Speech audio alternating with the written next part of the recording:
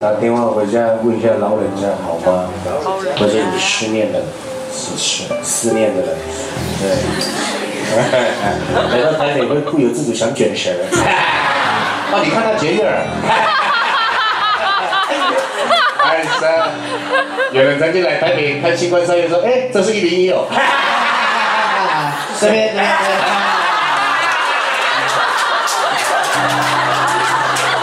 后来过了几年，他考上了公务人员。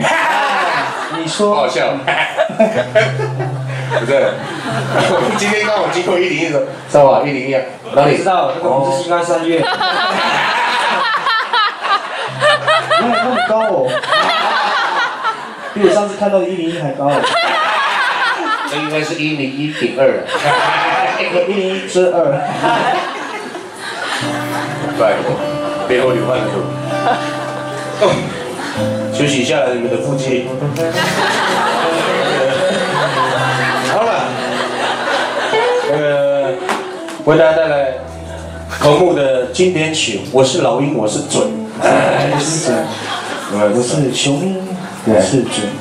好，各位大家好，我的名字叫高楚，我重新介绍了一遍哦。等一下这首歌由我来演唱。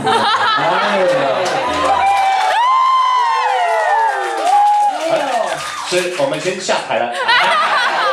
没有，请做好你的工作岗位。好了。这首歌是卢凯族的古调哦，它也是我们的勇士舞的会唱的一首歌曲这样。然后里面的歌词就是这样子嘛，有没有？有打字。我们尽量好像都是这样接受。男生哦，就是会代表自己的强烈，就是自己的勇壮啊，就是说我在众男人之中，我会说我是老鹰这样子。为什么会这样？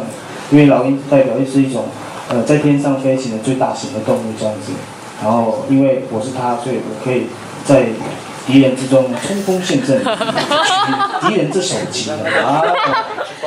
所以古代只有关公可以唱这首歌。有人说你像《极光眼定》里面的法官，你知道吗？各位弟兄，我是老鹰，冲锋陷阵取首级。顺带一提，我也是准。当我讲到准的时候，请少吸。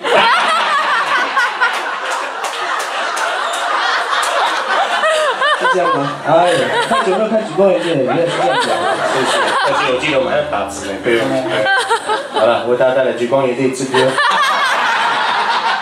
我是老鹰。